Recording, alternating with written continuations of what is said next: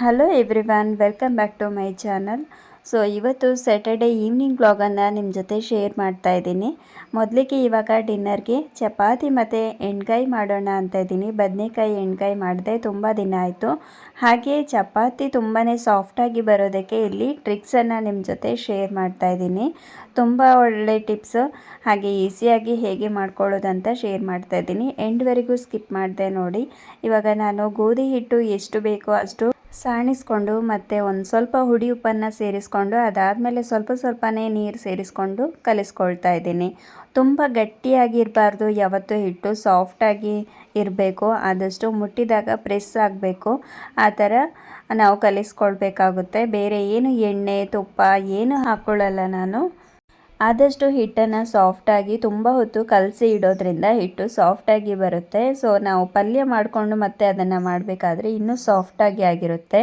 ಹಾಗಾಗಿ ನಾವು ಪಲ್ಯ ಮಾಡೋದಕ್ಕಿಂತ ಮುಂಚೆ ಮೊದಲು ನಾವು ಹಿಟ್ಟನ್ನು ಕಲಸಿ ಒಂದು ಸೈಡಲ್ಲಿ ಎತ್ತಿಡಬೇಕಾಗುತ್ತೆ. ಈಗ ನಾನು ಬದನೆಕಾಯಿ ಎಣ್ಣೆಗಾಯಿ ಮಾಡೋದಕ್ಕೆ ಪ್ರಿಪೇರ್ ಮಾಡ್ತಾ ಇದ್ದೀನಿ. ಬದನೆಕಾಯಿ ಎಣ್ಣೆಗಾಯಿ ಮಾಡಬೇಕಾದ್ರೆ ನಾವು ಮೊದಲಿಗೆ ಅದನ್ನು ನೀಟಾಗಿ ವಾಶ್ ಮಾಡಿ ಫ್ರಿಜ್ಜಲ್ಲಿ ಇಟ್ಕೊಂಡಿದ್ದೆ. ಇವಾಗ ನಾನು ಮತ್ತೊಮ್ಮೆ 4 ಡಿವೈಡ್ ಮಾಡಿಕೊಂಡು ನೀರಿಗೆ ಹಾಕ್ತಾಯಿದ್ದೀನಿ. ಸೊ ಇದರಿಂದ ಅದು ಕಪ್ಪಾಗೋದನ್ನು ಅವಾಯ್ಡ್ ಮಾಡ್ಬೋದು. 4 ಡಿವೈಡ್ ಮಾಡ್ತಾಯಿದ್ದೀನಿ, ಅಂದರೆ ಪೂರ್ತಿ ಕಟ್ ಆಗಬಾರ್ದು. ತಳದಲ್ಲಿ ಒಂದು ಸ್ವಲ್ಪ ಕಟ್ ಮಾಡದೆ ಹಾಗೆ ಬಿಡಬೇಕು. ಯಾಕಂದರೆ ನಾವು ಮಸಾಲೆ ಫಿಲ್ ಮಾಡಬೇಕಾದ್ರೆ ಅದು ನಿಂತ್ಕೋಬೇಕಲ್ವ, ಬಿದ್ದು ಹೋಗಬಾರ್ದು. ಸೊ ಹಾಗಾಗಿ ಪೂರ್ತಿ ಕಟ್ ಮಾಡ್ದೇ ಸ್ವಲ್ಪನೇ ಕಟ್ ಮಾಡಿ, ಮುಕ್ಕಾಲು ಭಾಗದಷ್ಟು ಕಟ್ ಮಾಡಿ ಒಂದು ಸೈಡಲ್ಲಿ ನೀರಿಗೆ ಹಾಕ್ಕೊಳ್ಳೋಣ. ಮತ್ತು ಈಗ ಮಸಾಲೆಗೆ ಈರುಳ್ಳಿಯನ್ನು ಒಂದು 2 ಈರುಳ್ಳಿ ತೊಗೊಂಡಿದ್ದೀನಿ. ಮಸಾಲೆ ಜಾಸ್ತಿ ಇದ್ದರೆ ಇದು ಟೇಸ್ಟ್ ತುಂಬ ಚೆನ್ನಾಗಿ ಬರುತ್ತೆ.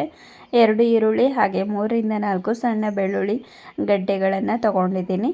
ಅದನ್ನು ಕೂಡ ಬಿಡಿಸಿ ಸೈಡಲ್ಲಿ ಎತ್ತಿಟ್ಕೊಂಡಿದ್ದೀನಿ. ಇವಾಗ ಮಸಾಲೆಗೆ ಫ್ರೈ ಮಾಡೋದಕ್ಕೆ ಏನು ಅಂತ ನೋಡೋಣ. ಹಾಗೆ ಇವಾಗ ಮಸಾಲೆಗೆ ಮೊದಲಿಗೆ ನಾನು ಕಡಲೆ ಬೀಜನ ಫ್ರೈ ಮಾಡ್ತಾ ಇದ್ದೀನಿ. ಕಡಲೆ ಬೀಜ ಹಾಕೋದ್ರಿಂದ ತುಂಬ ಟೇಸ್ಟಿಯಾಗಿ ಬರುತ್ತೆ. ನಮ್ಮ ಮನೇಲಿ ಎಲ್ರಿಗೂ ಇದು ತುಂಬಾ ಇಷ್ಟ. ಈಗ ಅದನ್ನು ಚೆನ್ನಾಗಿ ಫ್ರೈ ಮಾಡ್ಕೊಂಡಿದ್ದೀನಿ. ಕಡಲೆ ಹೇಗಂದರೆ ಎಷ್ಟು ಫ್ರೈ ಮಾಡ್ಕೊಳ್ತೀವೋ ಅಷ್ಟು ಚೆನ್ನಾಗಿ ಟೇಸ್ಟ್ ಬರುತ್ತೆ. ಅರ್ಧಂಬರ್ಧ ಫ್ರೈ ಆಗಬಾರ್ದು, ತುಂಬ ಚೆನ್ನಾಗಿ ನಾವು ಮೀಡಿಯಮ್ ಫ್ಲೇಮಲ್ಲಿ ಇಟ್ಟು ಫ್ರೈ ಮಾಡಿ ಹಾಕ್ಕೊಂಡ್ರೆ ಅದರ ಟೇಸ್ಟೇ ಬೇರೆ. ತಿನ್ನಬೇಕಾದ್ರೆ ಹಾಗೆ ತಿನ್ನೋದಕ್ಕೂ ಚೆನ್ನಾಗಿರುತ್ತೆ. ಪಲ್ಯಕ್ಕೆ ಹಾಕಿ ಮಾಡೋದ್ರಿಂದ ಗ್ರೇವಿ ಟೈಪ್ ಬರುತ್ತೆ.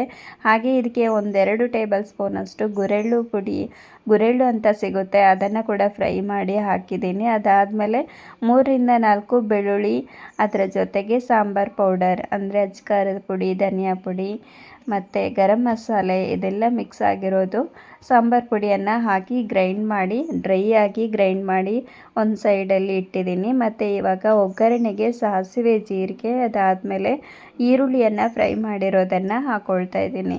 ಇದಕ್ಕೆ ಮೀಡಿಯಮ್ ಆಗಿ ಫ್ರೈ ಮಾಡಿ ಹಾಕಿದ್ರೇ ತುಂಬ ಚೆನ್ನಾಗಿರುತ್ತೆ, ಉದ್ದುದಕ್ಕೆ ಸರಿ ಆಗಲ್ಲ. ಸೊ ಮೀಡಿಯಮ್ ಆಗಿ ಕಟ್ ಮಾಡಿ ಹಾಕ್ಕೊಂಡಿದ್ದೀನಿ.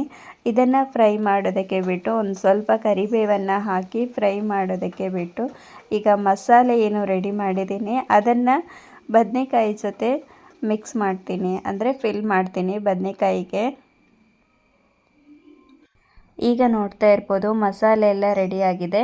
ಸ್ಲಿಮ್ಮಲ್ಲಿ ಇಟ್ಟಿದ್ದೀನಿ, ಈರುಳ್ಳಿ ಎಲ್ಲ ಜಾಸ್ತಿ ಫ್ರೈ ಆಗಬಾರ್ದು ಅಂಥೇಳಿ. ಹಾಗೆ ಈಗ ಬದನೆಕಾಯಿಗೆ ಫಿಲ್ ಮಾಡ್ತಾ ಇದ್ದೀನಿ.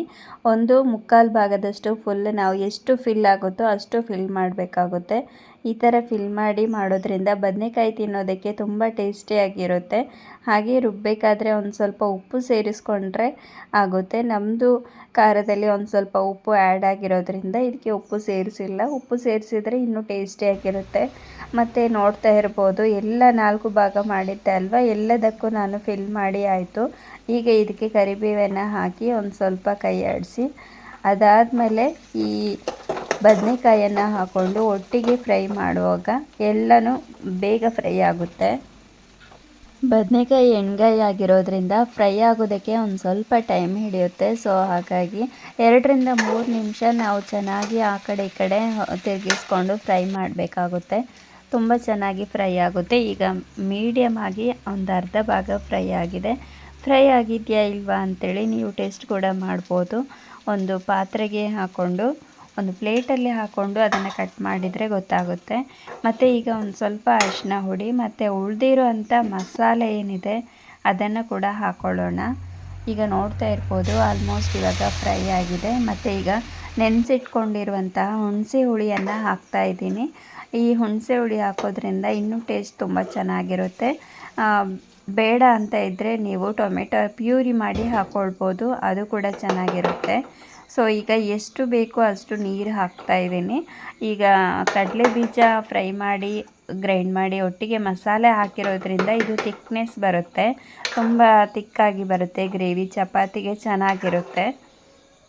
ಯಾವಾಗಲೂ ನಾನು ಬದನೆಕಾಯಿ ಕಟ್ ಮಾಡಿ ಮಾಡ್ತೀನಿ, ಬಟ್ ಈ ಸಲ ಎಣ್ಗಾಯಿ ಮಾಡೋಣ ಅಂಥೇಳಿ ಮಾಡ್ತಾಯಿದ್ದೀನಿ. ಮಕ್ಕಳಿಗೆ ಅಷ್ಟು ಇಷ್ಟ ಆಗಲ್ಲ ಇದು. ಫೈನಲಿ ಇವಾಗ ಕೊತ್ತಂಬರಿ ಸೊಪ್ಪನ್ನು ಹಾಕಿ ನೀಟಾಗಿ ಕುದಿಯೋದಕ್ಕೆ ಬಿಟ್ಟು ಅದನ್ನು ಇನ್ನೊಂದು ಸೈಡಲ್ಲಿ ಸ್ಲಿಮ್ ಆಗಿ ಕುದಿಯೋದಕ್ಕೆ ಬಿಟ್ಟಿದ್ದೀನಿ. ಮತ್ತು ಒಂದು ಸೈಡಲ್ಲಿ ಇವಾಗ ಚಪಾತಿ ಮಾಡ್ತಾಯಿದ್ದೀನಿ.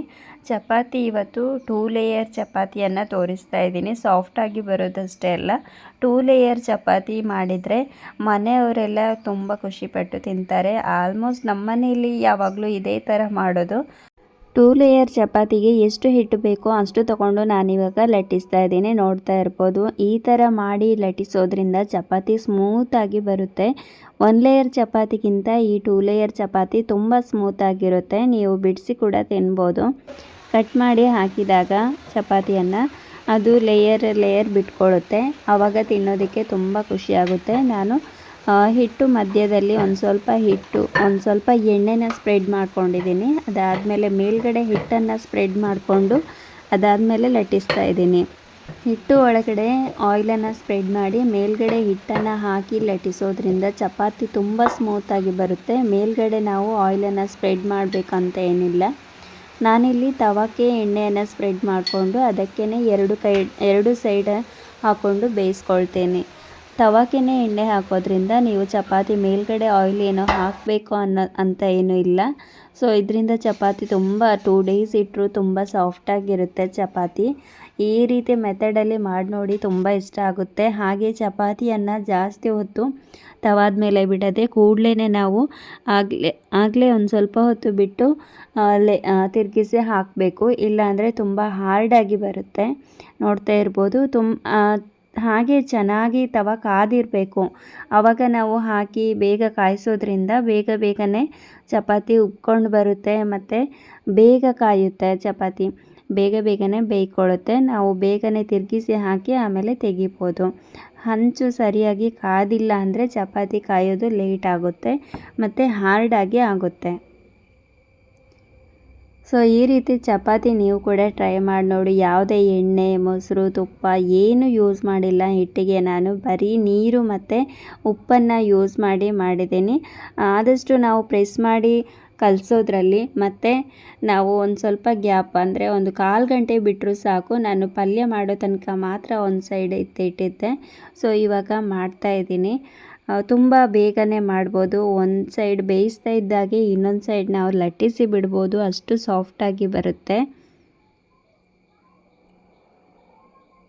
ಹಾಗೆ ಇನ್ನೂ ಬೇರೆ ಥರ ಮೆಥಡಲ್ಲೂ ಕೂಡ ಚಪಾತಿ ಮಾಡ್ಬೋದು, ಟ್ರಯಾಂಗಲ್ ಶೇಪಲ್ಲಿ. ಮತ್ತು ಒಂದು ಸೈಜ್ ತೊಗೊಂಡು ಒಂದೇ ಥರ ಮಾಡ್ಬೋದು. ಬಟ್ ಇದು ನನಗೆ ಬೇಗ ಆಗುತ್ತೆ, ಬೇಗ ತಿನ್ನೋದಕ್ಕೂ ಇಷ್ಟ ಆಗುತ್ತೆ, ಬೇಗನೆ ಆಗುತ್ತೆ. ನಾನು ಆಲ್ಮೋಸ್ಟ್ ಇದೇ ಮೆಥಡನ್ನು ಫಾಲೋ ಮಾಡ್ತೀನಿ ಯಾವಾಗಲೂ. ನಿಮಗೂ ಈ ಥರ ಸಾಫ್ಟಾಗಿ ಬರಬೇಕು ಅಂತ ಏನಾದರೂ ಇದ್ದರೆ ಪ್ಲೀಸ್ ನೀವು ಈ ಥರ ಒಂದು ಟ್ರೈ ಮಾಡಿ ನೋಡಿ, ಆಮೇಲೆ ನನಗೆ ಕಮೆಂಟ್ ಮಾಡಿ ತಿಳಿಸಿ. ಹಾಗೆ ಹೊಸೊಬ್ಬರು ಯಾರಾದರೂ ನೋಡ್ತಾ ಇದ್ದರೆ ಪ್ಲೀಸ್ ಒಂದು ಸಬ್ಸ್ಕ್ರೈಬ್ ಮಾಡಿಕೊಂಡು ನೋಡಿ. ನಿಮ್ಮ ಕಮೆಂಟ್ ಇರ್ಬೋದು, ಹಾಗೆ ಫ್ಯಾಮಿಲಿ ಫ್ರೆಂಡ್ಸ್ ಜೊತೆಗೆ ನನ್ನ ವಿಡಿಯೋನ ಶೇರ್ ಮಾಡಿ, ಅವರಿಗೂ ಹೆಲ್ಪ್ ಆಗುತ್ತೆ. ನೋಡಿ ಎಷ್ಟು ಚೆನ್ನಾಗಿ ಉಬ್ಬಿಕೊಂಡು ಬಂದಿದೆ ಅಂಥೇಳಿ, ತುಂಬ ಸಾಫ್ಟಾಗಿ ಬಂದಿದೆ. ಹಾಗೆ ಇವತ್ತು ಚಪಾತಿ ಮತ್ತು ಬದನೆಕಾಯಿ ಎಣ್ಣೆಕಾಯಿ ನೈಟ್ ಡಿನ್ನರ್ ಆಗಿತ್ತು. ಅದನ್ನು ಇವಾಗ ನಾನು ಸರ್ವ್ ಮಾಡ್ತಾಯಿದ್ದೀನಿ. ನೋಡ್ತಾ ಇರ್ಬೋದು ಲೇಯರ್ ಎಷ್ಟು ಚೆನ್ನಾಗಿ ಬಂದಿದೆ ಅಂತೇಳಿ ನಿಮ್ಮ ಜೊತೆ ತೋರಿಸ್ತೀನಿ. ಇವಾಗ